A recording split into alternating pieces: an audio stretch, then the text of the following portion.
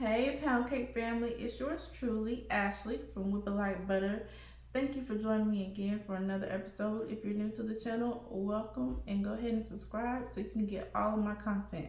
Okay, so today we are combining two of my favorite, what I call kind of like basic pound cake recipes, sour cream and cream cheese. I don't know what I want to call this because I want to call it a sour cream cheese pound cake, but then you have cream and cream together.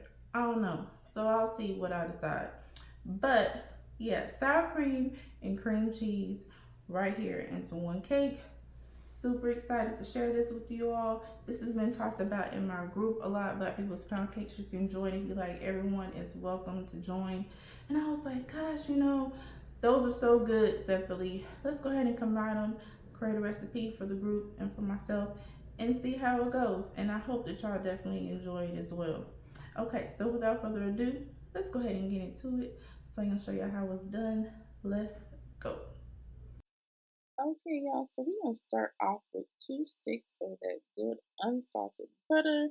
Make sure that your butter is at room temperature, okay? So not too soft. I don't like my butter too soft. I think it just comes out, the cake comes out differently when it's too soft. You're almost like, some people use butter that's almost at melted butter state to me. So we're going to go ahead and add our cream cheese since we blended our butter up for a couple of seconds. All right, and so we're using just 4 ounces of the cream cheese, all right, so half a package. And then we're going to slowly add in our sugar, of course, real slow, nice and slow. You all know how we do it. I think it just makes a big difference. Until we have it all added into our batter, and then we're going to let that cream together for, I don't know, no more than 5 minutes. I always tell you all it's more of a look than a time for me. And y'all started off with the wrong mixer attachment. I don't know what I was thinking. I was using the whisk instead of the paddle, so I switched over to the paddle and let it continue to go. And you can already see that the texture is different than with the whisk attachment. All right, and so we're going to go ahead and add our extracts. We're using Madagascar vanilla and almond extract. I like the Madagascar. I don't think it had like a big difference from regular vanilla, but I liked it for what it was. Okay, and we're adding 6 eggs in this recipe, also at room temperature.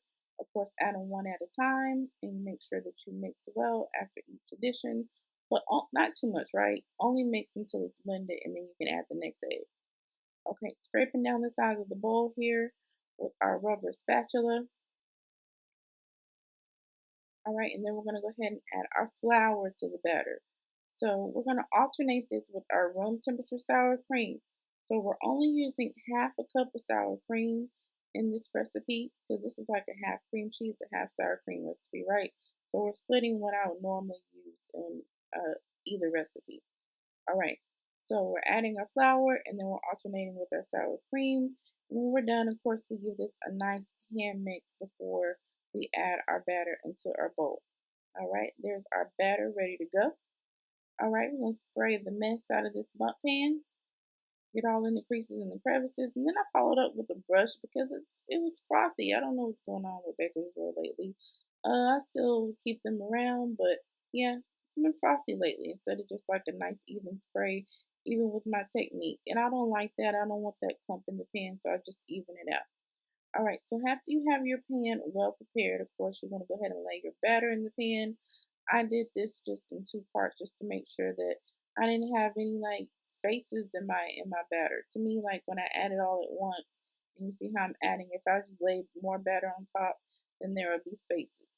So laying the first level down, spreading the top of that, and then following up with the second level of batter. And so, y'all, we're going to bake this in the oven at 325 degrees for about an hour and 15 minutes. The cake is done once the toothpick comes out clean. Once you remove it from the oven, I like to let my cake cool on the counter over a cooling rack for about 20 minutes before I decide to flip it over. So it's been 20 minutes. As y'all see, we got that crunchy top. Love that. And so we're going to go ahead and flip that thing over and y'all, voila. So this cake is so good just by itself. So I just want to keep it nice and simple and just dusted it with some powdered sugar. That's definitely optional, but it adds a little pizzazz to the cake. So you can do a light dusting like me, Or it's also pretty with a heavy dusting as well. Or like I said, no powdered sugar at all. It is really up to you. I'm gonna go ahead and cut it for y'all so y'all can see that nice clean cut. And y'all, I think you're definitely gonna love this.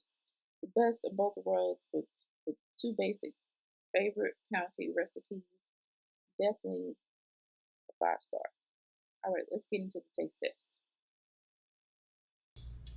Okay, so this is the day after I baked the cake that I'm doing this taste test, but really I would rather have waited today 2 or 3. That's when you really get the delicious flavor out of a sour cream or a cream cheese pound cake, and we got them combined. So I would assume it'll be the same thing, right? Dusted it with a little powdered sugar because we're keeping it simple. We're not adding any special topping, icing, glaze, none of that. I don't even want any fruit, just cake. Here we go. I would taste the crust first, but let's just taste the cake first.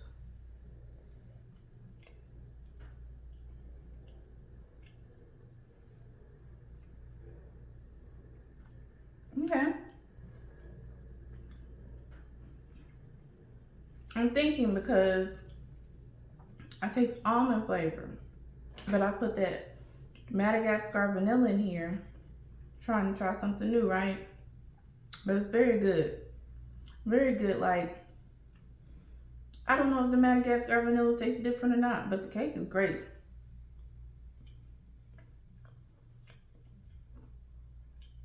Love that crunch. Nice and tender.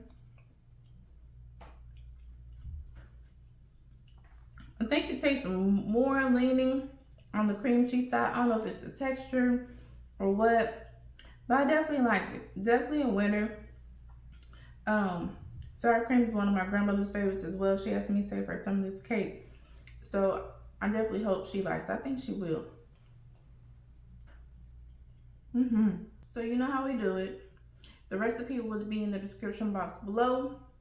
I will also pin it to the comments as well so you can follow the clickable link to the recipe. You can also access the area where you can print the recipe yourself so you can have it just sitting there so you can follow along while you bake it.